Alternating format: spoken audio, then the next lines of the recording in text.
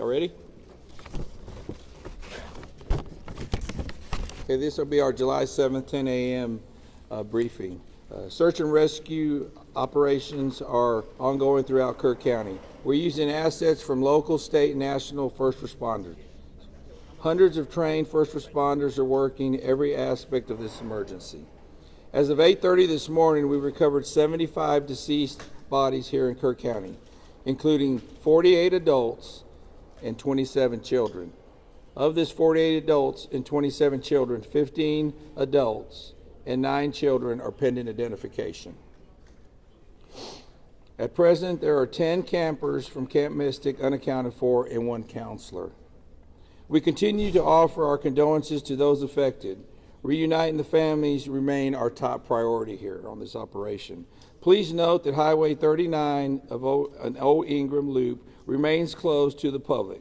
Other than those who live in that area would not be allowed out there. I will now turn it over to Senator Cruz. City Manager Dalton Rice. Good morning, Dalton Rice, the City Manager for the City of Kerrville. As everybody knows, we are working in conjunction with the city under a unified command response and again, a lot of devastation. Our hearts go out to the families and the victims. We want to continue to work together as a community. We love the media support on this to be able to communicate that message, communicate family, communicate togetherness, and we really appreciate all the support and helping us be able to do that. Search and rescue, as the sheriff said, search and rescue operations will continue today from Hunt in North Kerr County all the way to Canyon Lake in Comal County. Now, we're only focused on the Kerr County side, but we wanted to talk about that because for a linear from Hunt all the way to Comal County in a straight line distance is over 100 kilometers. This is a massive field that is happening. And again, this is unprecedented flood events. So we are still currently in the primary search phase, which is the rapid one.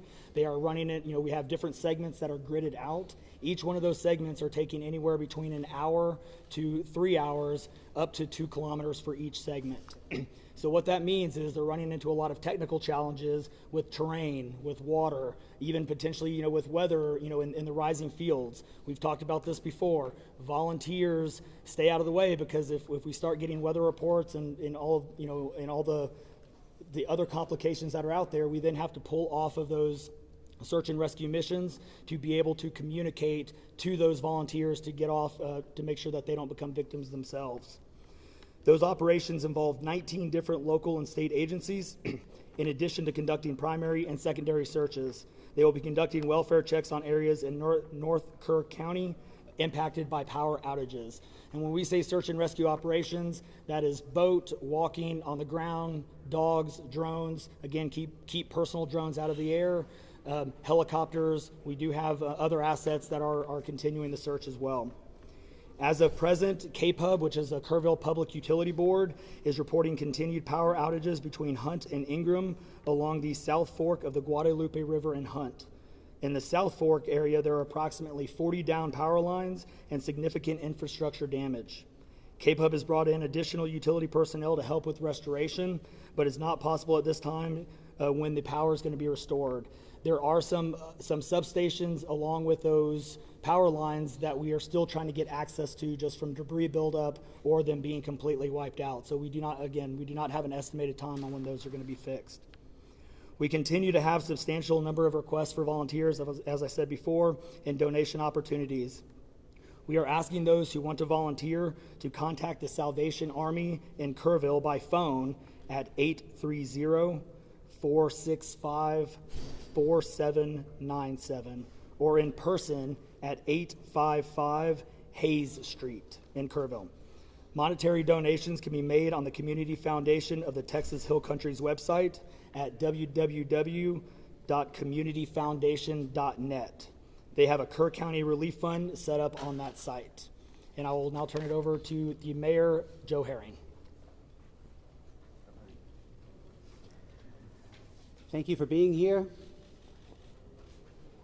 I need to tell my community and those families who are waiting, this will be a rough week. Primary search continues, and we remain hopeful every foot, every mile, every bend of the river. Our work continues. You need to know that we have been blessed with help from the community, from the state, and the nation.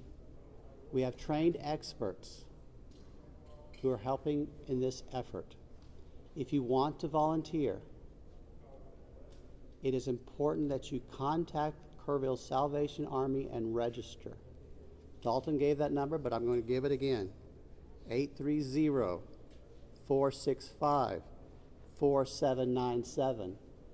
We need focused and coordinated volunteers, not random people just showing up and doing what they do. We need to work together.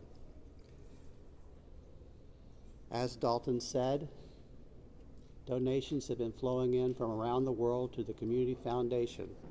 Again, that website is communityfoundation.net. Please follow the City of Kerrville's Facebook page for updates. They're accurate. We take a lot of time to make sure we send out information that will be helpful, not only to residents, but to those who are visiting. I've said this 100 times, and I will say it again. We need your prayers. We need your prayers. Thank you. And now, Senator Ted Cruz.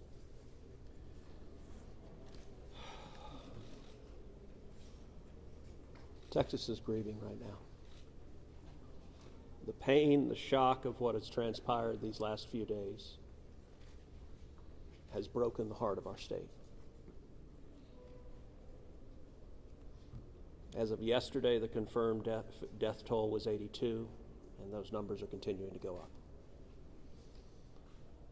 The children, the little girls who were lost at Camp Mystic, that's every parent's nightmare. Every mom and dad. Last week, we were picking up our daughter from camp here in Hunt. Our girls have gone to camp here for a decade. The Hill Country is an incredible part of Texas, part of the country. The natural beauty here is incredible. The camps that have raised generations of little girls and little boys and instilled character and love and faith are extraordinary institutions. And I'll tell you, the pain in our state, and it's every part of the state. You've got Texans from all over the state who were here celebrating the 4th of July. A week ago, this was a time of great celebration. You're dropping your little girl off at camp, your little boy off at camp. You're celebrating Independence Day. You know that your child is going to be swimming and canoes and horseback riding and doing archery and making lifetime friends. And then suddenly it turns to tragedy. For the last several days, I've spoken to multiple parents, scared out of their mind. Do you know anything? Where is my daughter? There's still 10 girls and 1 counselor from Camp Mystic that are unaccounted for. And the pain and agony of not knowing your child's whereabouts, it's the worst thing imaginable. But I want to say, in the face of all of this, it is simultaneously inspiring. Every time there's a tragedy, every time there's a natural disaster in Texas, Texans come together. Texas is a big state. We got 31 million people, and we have hurricanes, we have tornadoes, we have wildfires. Tragedies hit this state, natural disasters hit this state, and without fail, 100 out of 100 times when that happens, we see Texans coming together, helping each other, engaging in acts of heroism. There have been over 850 high water rescues since this flooding began. 850. You look at extraordinary stories of Eagle Scouts pulling campers out of harm's way. I was just hearing a story of one counselor whose head was right at the water holding up 2 mattresses with campers on those mattresses. That kind of courage, that kind of selflessness. And then there are the first responders. The local first responders, I want to thank every one of the first responders at the local level, at the city level, at the county level, at the state level, at the federal level. In the first few hours of this flood, I was on the phone with Governor Abbott, I was on the phone with Lieutenant Governor Dan Patrick, I was on the phone with Nim Kidd, the head of the Texas Department of Emergency Management, and then I called President Trump. I called President Trump. He was having dinner at the time. It was still early in what was transpiring. And I wanted him to know, I said, Mr. President, everything we're hearing right now, this appears to be bad, really bad. There may be a very significant loss of life unfolding right now in Texas. And I will tell you, the President said, Ted, anything Texas needs, the answer is yes. Whatever assets you need, whatever resources you need, yes, let us know, and we will provide everything. Within hours, we had helicopters, over a dozen helicopters in the air, National Guard, DPS, game wardens, Coast Guard, doing search and rescue, reaching down. We've all seen the videos of little girls being pulled up, hoisted out of harm's way. Incredible courage and heroism. Search and rescue is the first stage. But the process of coming together and rebuilding is going to take longer. And I will say to all the grieving families, to all of those who've gotten the worst news imaginable, that your little girl, she's gone. I will say for many of us, those are friends and neighbors who've lost children. Got multiple kids who go to school with my girls.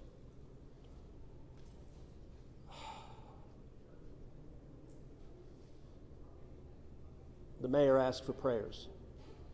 And I want to say thank you to the millions of Texans, to the millions of Americans, to the millions of people all over the world right now who are praying for Texas and praying for those parents. Going through this grief, it is going to take love, it is going to take friends and family embracing and hugging and holding them while they weep. And it's going to take the church. With every disaster, one of the things we see here in Texas is the church steps up and the church helps and the church feeds and clothes and comforts. This morning I met with a group of chaplains who've been going through the incredibly difficult process of talking to mom and dad after mom and dad who just lost the most precious person they ever knew. And those chaplains are just trying to love them and show God's love. So I want to say we will come through this. To those in the midst of grief right now, that might seem hard to fathom. But Texas will come through this.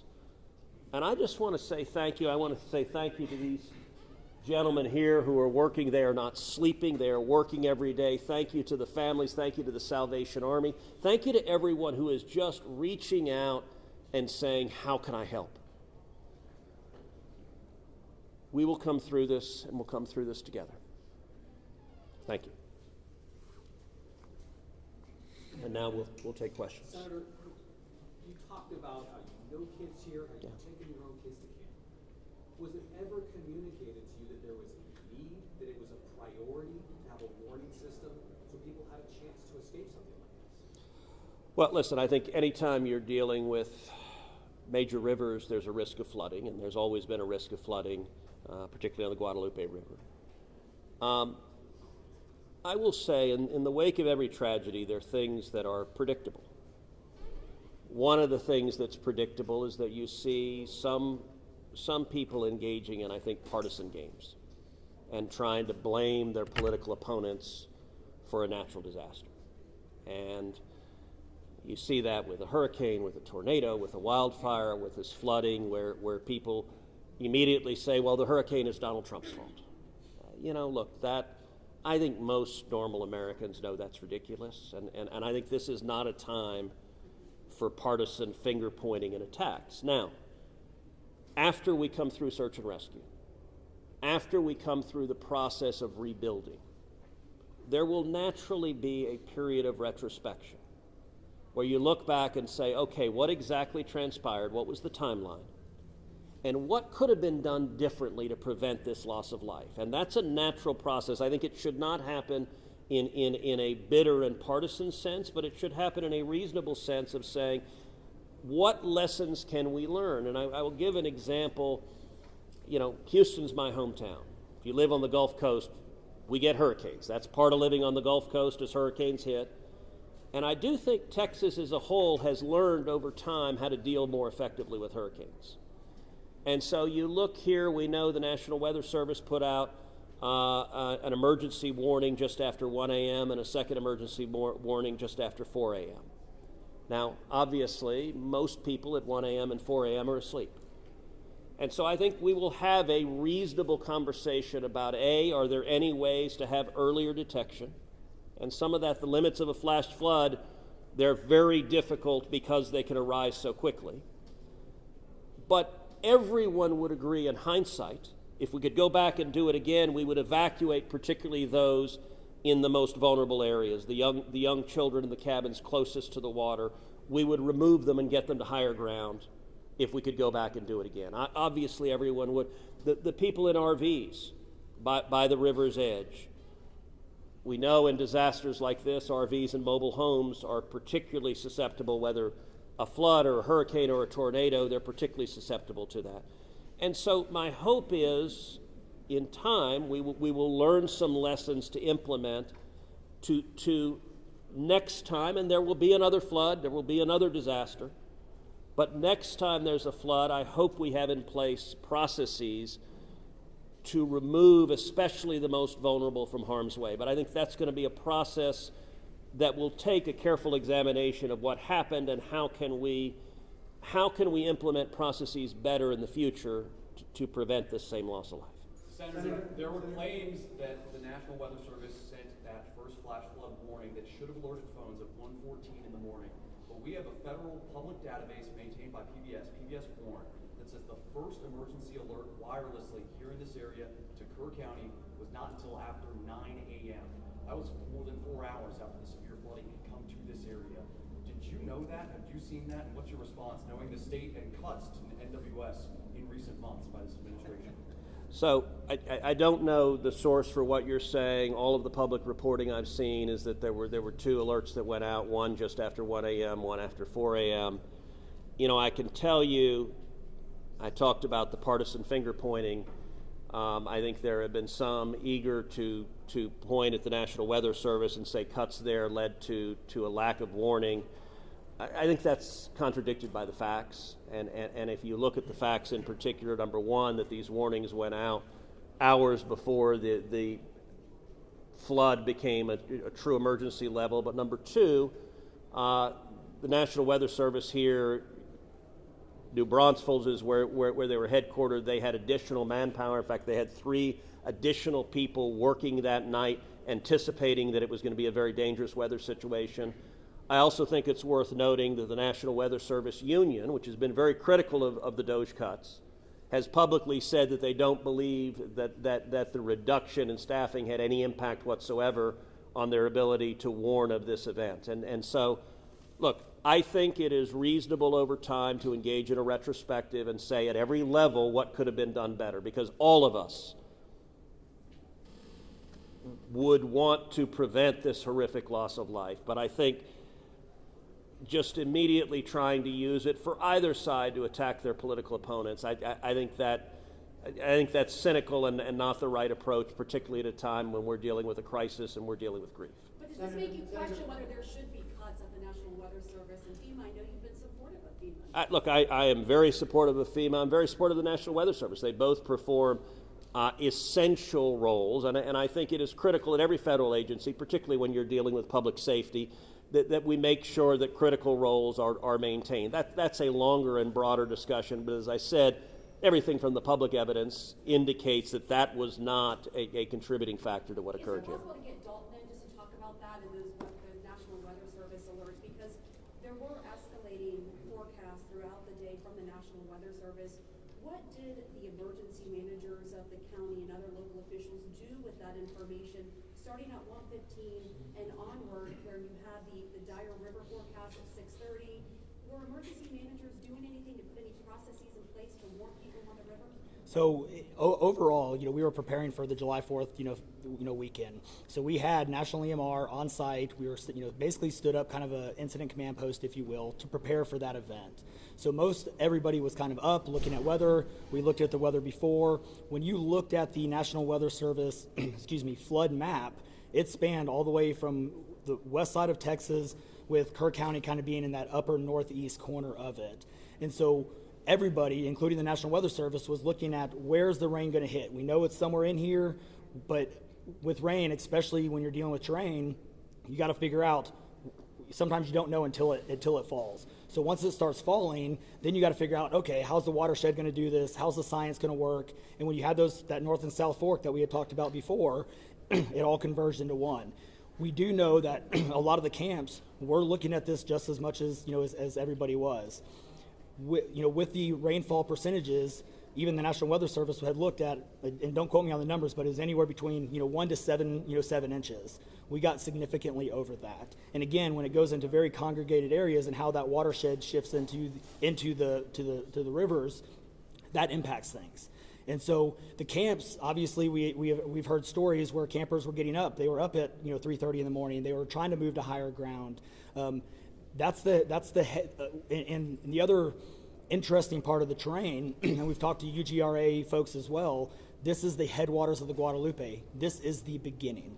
This is where everything forms when it comes into the North and South Fork. And so as those things develop, it develops very rapidly, very quickly, and this rose very quickly in a very short amount of time. And so those campers that were able to do that, it worked. There's been the other question, and I'll just give this one out.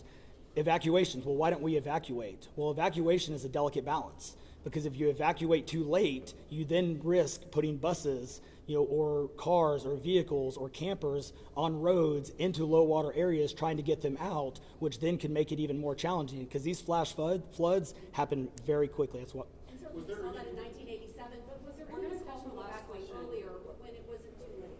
Was there any discussion about that among the officials? Sorry, repeat your question. Was there any discussion to evacuate or activate any emergency plans before it was too late, where it would be very dangerous like that? Well, so again, just like disasters in Texas everywhere, it's very tough to make those calls, because what we also don't want to do is cry wolf. We don't want to make sure that we activate it at the right time. It is very difficult, very challenging, especially with this. We're looking at 100 kilometers, right? That's a big straight line distance. That's not even along the river. These areas take a lot of time to get out to. So even when first responders were on the ground at 3:30 in the morning, and we had reports, we had first responders that were getting swept away, actually responding to the first areas of rainfall. That's how quick it happened. First responders who have experience, who are Swiftwater qualified, were driving as soon as the rain started falling, were driving to these areas, and one of them got swept off the road. So what had been done? Was there any communication between 1 and 4 a.m. from local law enforcement to the camp saying, I know you can't get buses in an hour, but was there anyone telling the camp between 1 and 4 a.m. you need to get the girls to higher ground at the very least, even if they have to walk up there in the rain, as many of them actually ended up doing? Was there any communication from local law enforcement to anyone at that camp between 1 and 4 a.m.? That I don't know off the top of my head. What I do know, though, is there's 55,000 people in Kirk County. Kirk County is a massive, massive area. From here to those camps is 45 minutes on a good day. And so, obviously one of the big challenges that we have, even when you have cell service, a lot of those areas don't even have cell service. Radio communications towers, radio towers within the hill country becomes very challenging.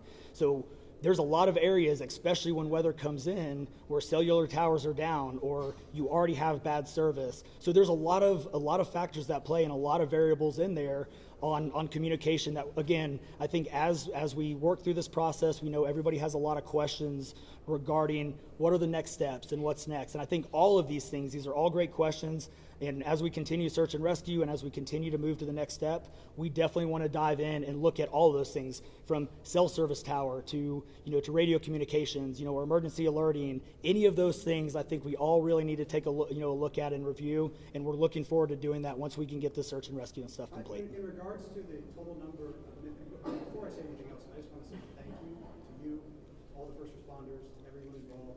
We've been praying. Thank you. We've been praying. The media's been praying. Thank you guys for doing that. I've got two questions. One, for you, trying to get an accurate count on number of missing. I know you can't. I know we don't know we don't know what we don't know. Yes. But do we know a rough idea on total estimates that are still missing overall throughout the county? And then one other follow-up. This may be for Senator Cruz. A lot of speculations being made about this being somehow man involved with the weather modification, with some of the rainmaker technology, working with farmland. Do you think any of that, is there going to be any investigations into that, or can you communicate anything on that? Let me answer your first question. I'm definitely turning that second one over to him. So on the first question, with missing persons, so obviously we have the knowns, the can't miss it kids, which is the numbers coming down as the sheriff has stated, and then we have the unknowns. Well, we don't know what we don't know. We actually have a 5 hotline line. It fluctuates between 3 and 5, but we're working on it. We get calls 24 hours, 7 days a week. We haven't hit the weeks yet, but we're still taking in calls. We are collecting all that information. So we don't have a solid number that we're willing to talk about right now. We do know that it is a lot, because we also are getting a lot of fake calls. You're looking. This is a worldwide discussion, and we're dealing with scammers. Victims' families are being reached out to, saying that they have their kids pay me money. It's heartbreaking. It's absolutely heartbreaking. We're dealing with with mental health issues, where people are calling saying they have visions. All of these things we're dealing with on a day-to-day basis, and we're having to vet this information, and it becomes very taxing on our people. Again, this is an extremely heartbreaking. This is, if not the worst, one of the worst disasters in this region in a very, very long time, even beyond 1987. And so, but we're Would best estimate like dozens or hundreds, or just to give people an idea? a lot. So, Follow-up, yeah, let me. Yeah, Not to get into the weeds on, people are asking lots of questions, and where should we start the investigation at? to the best of my knowledge, there is zero evidence of anything related to anything like weather modification. And look, the internet can be a strange place. People can come up with all sorts of crazy theories. What I know is a reality is that a whole lot of Texans are grieving right now. I will tell you, I was visiting with one parent who was talking about online, being harassed online because their information was public, that they had a little girl who was missing at Mystic. And look, there are a lot of people who are messed up, and my call for everyone, there's a time to have political fights, there's a time to disagree. This is not that time. This is a time just to reach out, support each other, go volunteer at the Salvation Army, give them money, go volunteer at your church, go. You know what I did when this happened? Just go hug your kids, because I got to tell you, I hugged my girls with tears in my eyes, because every one of us who's a parent, there but for the grace of God go I, and nothing will fill the void in these moms and dads' hearts, but they'll make it through it. And every one of us, we have an obligation to come through and help them make it through it. And look, Texas will come through, and let me say, Kirk County, the Hill Country is incredible. It is beautiful. And these summer camps, Camp Mystic is an incredible Texas institution. For a century, it has made a profound difference helping young girls become strong women in Texas and across the country. And so, for me at least, I'm praying for these camps. I'm praying for all the campers, everyone implicated, everyone impacted, and I hope we come together and stand as one doing that. Thank you. Thank you, everybody.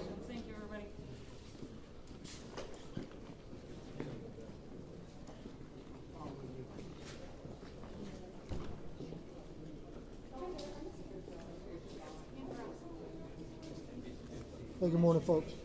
If you were not here earlier, I put out some housekeeping notes. I want to repeat that.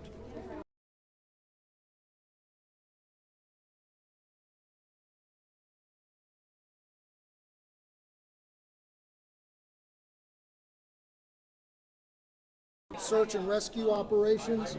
We're asking everyone to adhere with that direction. Hey, excuse me, can we either keep it down or shut the door?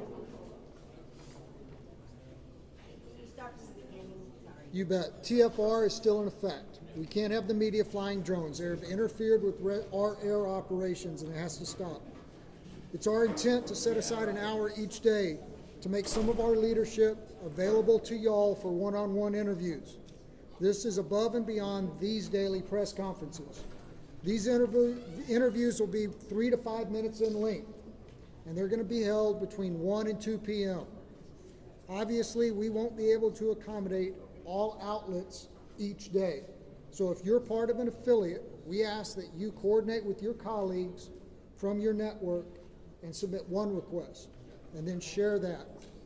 You can request interviews by emailing our Joint Information Center at jic@kerrvilletx.gov.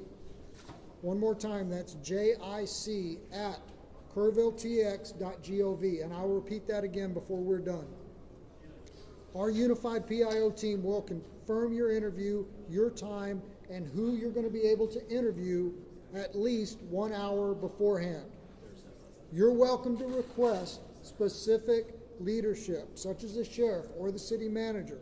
However, given the fluid nature of response and the quantity of requests that we're expecting to get, we cannot 100% guarantee that you're going to be able to speak to the interviewee that you would like to.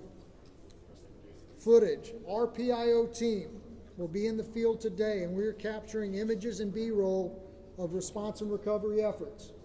As soon as it can be made available, a link will be emailed out from our JIC email address for you to download materials for your own use. Contact information. If you were here yesterday, we passed around a sign-in roster. If you signed in yesterday and provided us your contact information, you should be part of our media list, and you should have received a confirmation email last night. If you did not get that email, or if you were not on that list, you can be part of our media list by emailing us at jic@kerrvilletx.gov. One more time, jic@kerrvilletx.gov. I don't know the time of the next press conference. As soon as we have that information, we will push it out through our social media. Thank you all.